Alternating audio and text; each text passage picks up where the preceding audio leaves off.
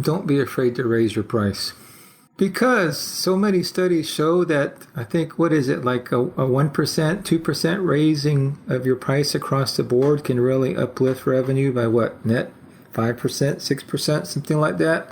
And it shows confidence to the marketplace and your customer base. It says, hey, I'm bringing value here, and contrary to what you might expect, no, my price doesn't have to go down year over year. In fact, it should go up based on the additional value and innovations that I bring you.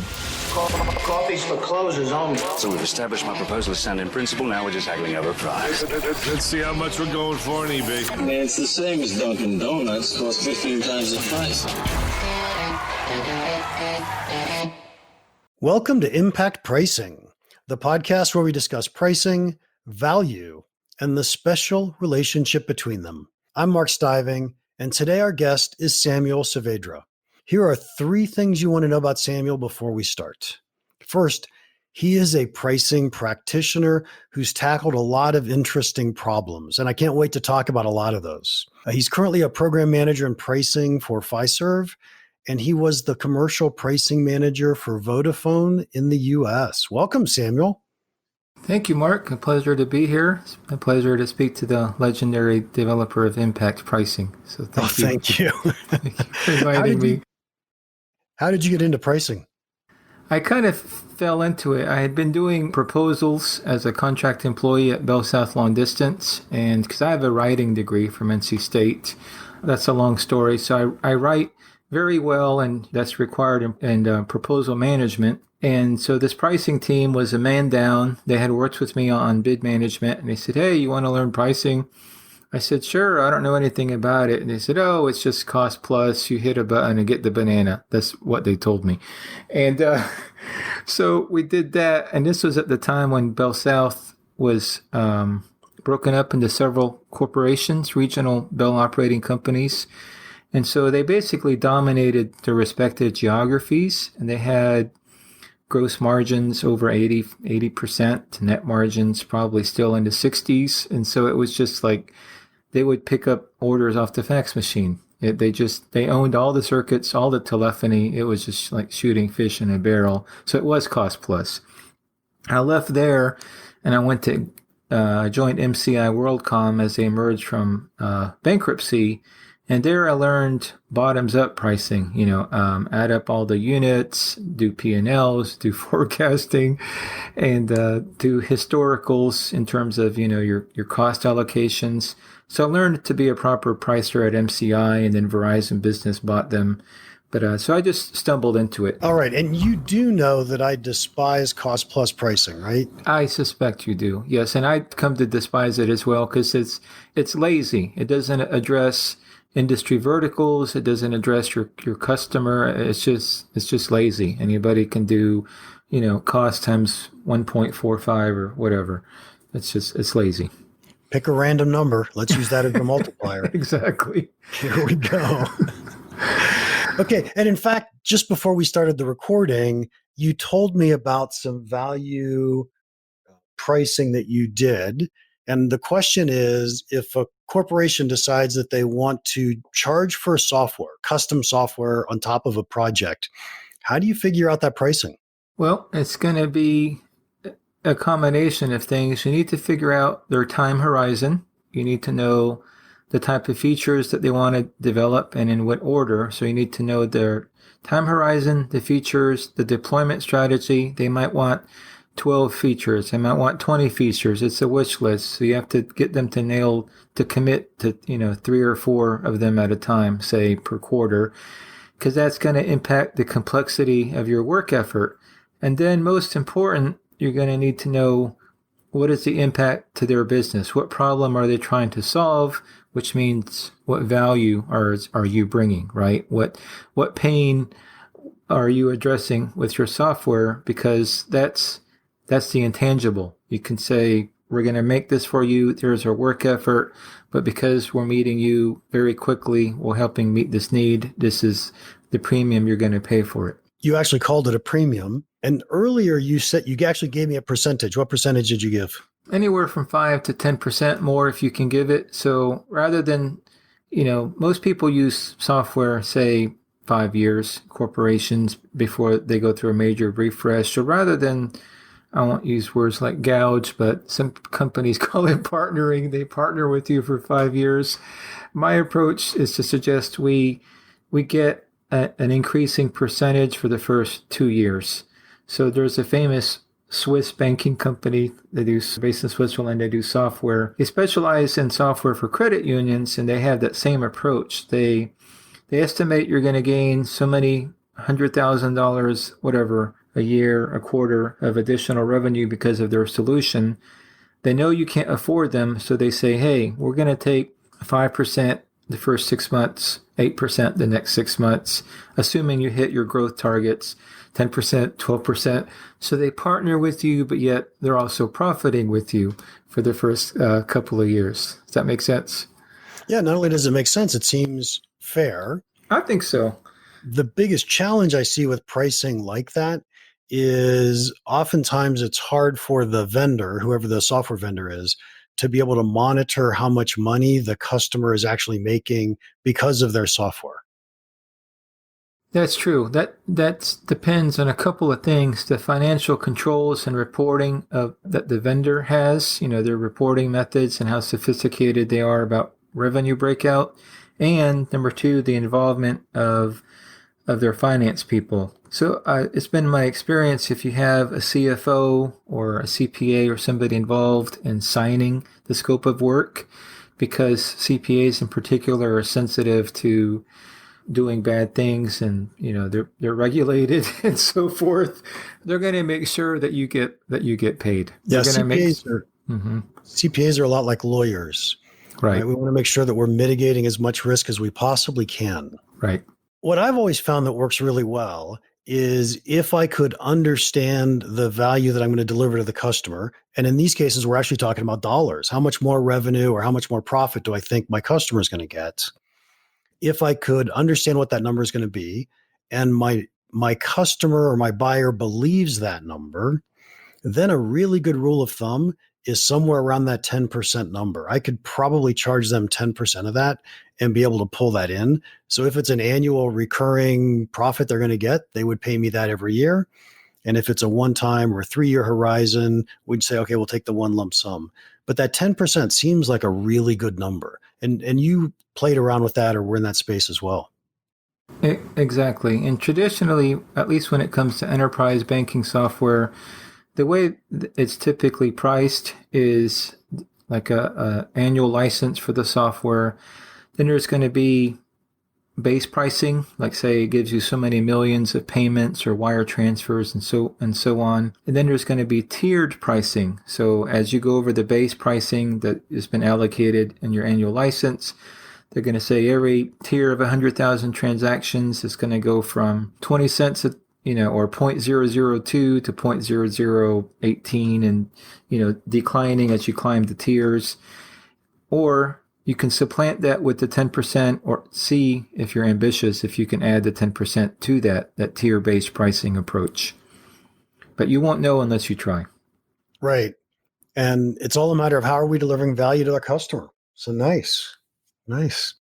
Okay, so since you know that I hate cost plus pricing, and I am sitting here reading your LinkedIn page while we're talking, the very first item on your LinkedIn page says use pricing and cost modeling skills to update a build run cost model of a data center. Yeah, that wasn't cost plus pricing, meaning, okay, so data centers, they have what's called a build cost model and a run model. So there is the hardware prices and software prices involved in building out a data center, meaning the load balancers, the switches, the routers, the storage area networks, millions of dollars worth of gear, right? And you have to know, how much did it cost us? What depreciation are we using, 3 to 5 years? What's your estimated return value on the gray market, right? The resale market. Mm-hmm. That's item one. How much staff do we use to operate this thing? What's the power cost, utility cost, capacity, usage of all this equipment? And then, of course, the software licenses. How much did they cost? Are they priced per enterprise, per seat, per user, per cloud instance? I don't even know how to explain that. There's a new pricing metric for consuming cloud resources, which is based on an amount of resource consumption. It's probably a podcast or a series that you might want to look at. So you model all of this out, and that's your basically, you end up with those two cost models: the build cost, what it costs to build it, and what it costs to run it. You try to leverage that, especially the capacity aspect, to say, okay, we're going to migrate some software platforms from on-prem, meaning on the customer's premises, to, say, a hosted model or a cloud-based model, a private cloud hosted in our data center.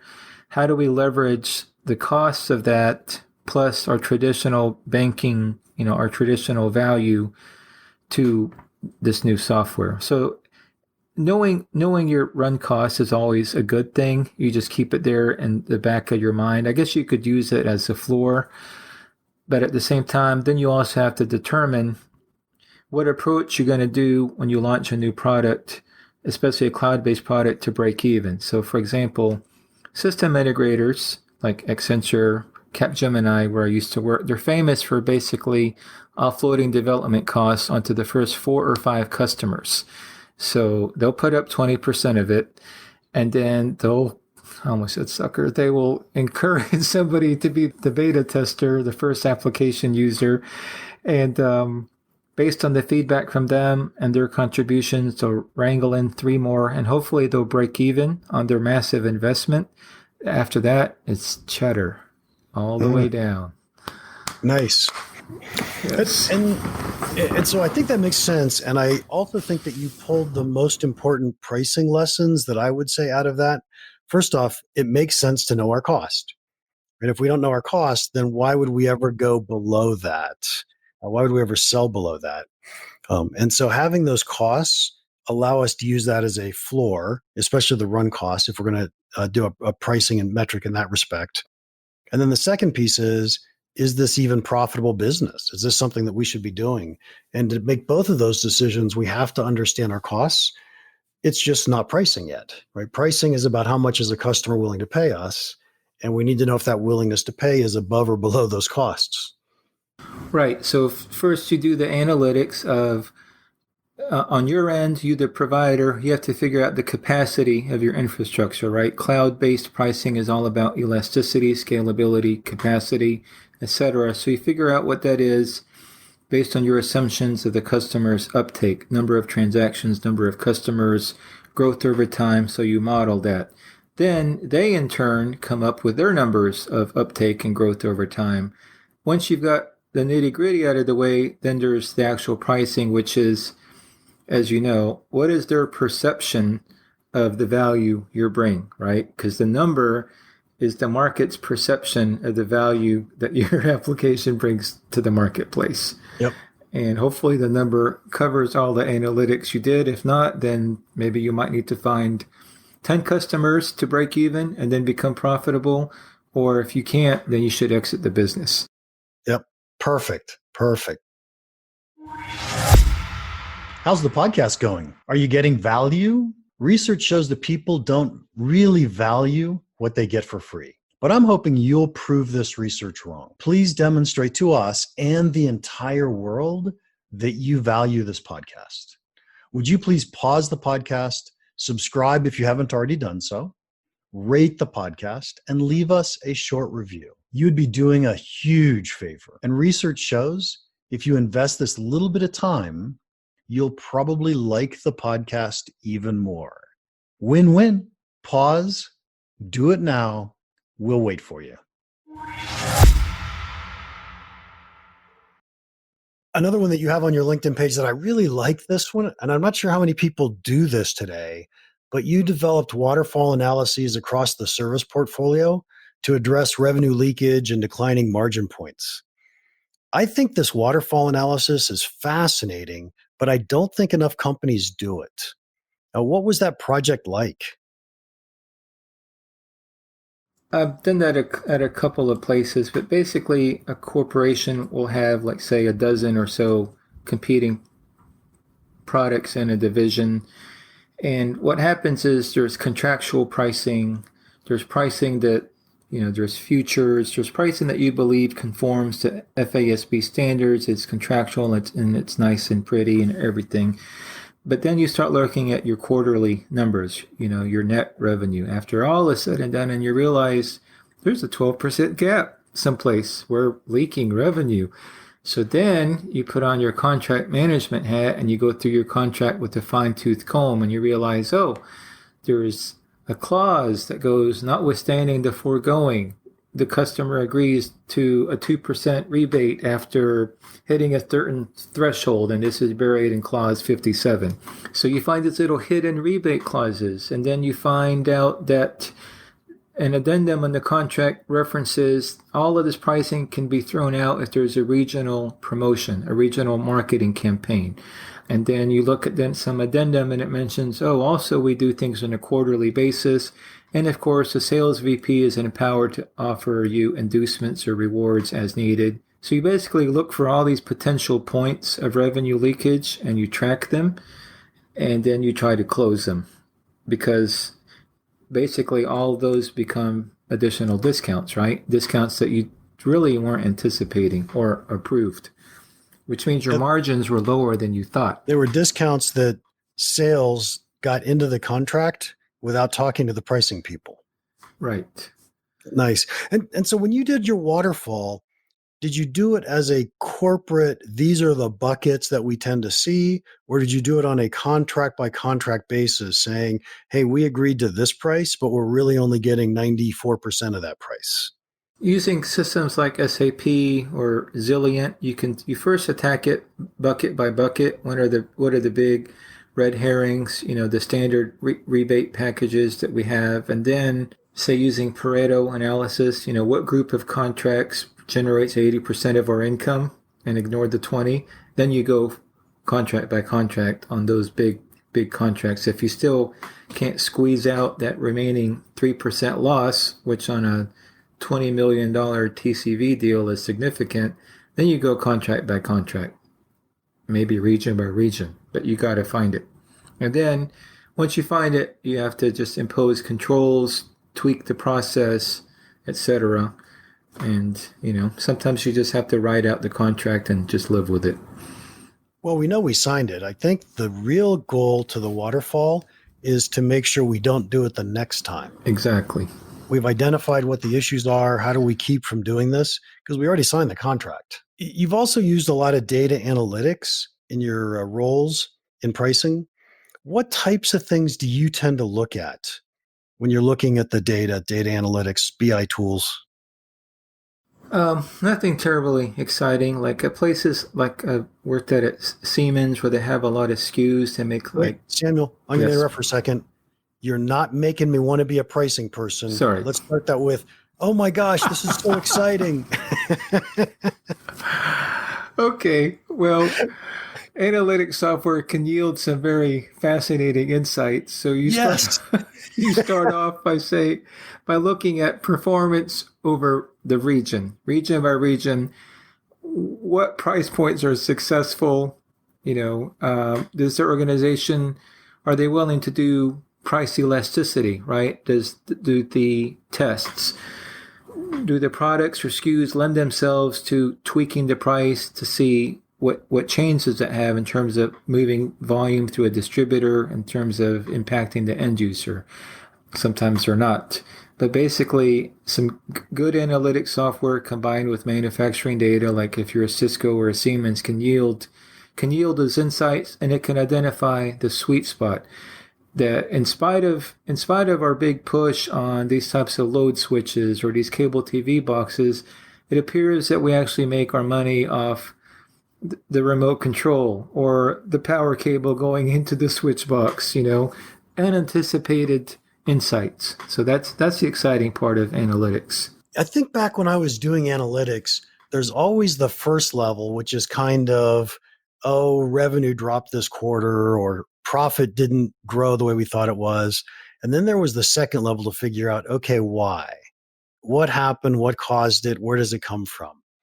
And I think that's always the fun part, because it's almost like you're an explorer trying to find the answer to the question in the data.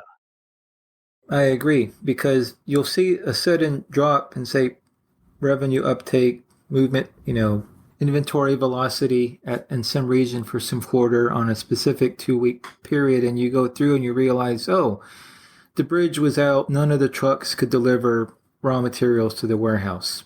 Something like that. It was tied to that, or some new piece of legislation went into effect that quarter, or some, not to be topical, but some tariff got imposed on the price of steel, raising the price of our nails, and just, things went down the toilet that particular month. I hate when nail prices go up. Oh, right. Yes. Samuel, we're going to have to start to wrap this up, but I always end with this question. I'm going to ask you, what's one piece of pricing advice that you would give our listeners that you think could have a big impact on their business? Don't be afraid to raise your price. Oh, I love that. Tell me why you say that. Because so many studies show that, I think, what is it, like a 1%, 2% raising of your price across the board can really uplift revenue by what, net 5%, 6%, something like that. And it shows confidence to the marketplace and your customer base. It says, hey, I'm bringing value here, and contrary to what you might expect, no, my price doesn't have to go down year over year. In fact, it should go up, based on the additional value and innovations that I bring you. So I think you just, it works for some companies, but other companies are terrified to even contemplate it. They've been beat up by so many large enterprise engagements where it says contractually your price will go down 5% year over year. If you can fight that, fight it. Yeah, I think you're spot on. And I love the fact that you mentioned that it's fear, because I believe that it is fear. People are just not confident that they deliver the value, and they don't think they're going to keep the business if they raise prices or don't lower prices. So I think that's spot on. Thank you. So Samuel, thank you so much for your time today. If anyone wants to contact you, how can they do that? Just probably through my email address, samuel@565business.com. It's a website I have where I do a bunch of things. That's probably the best way, or just find me on LinkedIn. I'll love to connect. All right. And episode 35 is all done. Let's see, my favorite part of today's podcast. I would say the final answer, where we talked about the fear of raising prices. That one was pretty impressive. What was your favorite part? Please let us know in the comments or wherever you downloaded and listened. While you're at it, would you please give us a 5-star review? Those are very helpful to us. If you have any questions or comments about the podcast or about pricing, feel free to email me, mark@impactpricing.com. Now, go make an impact.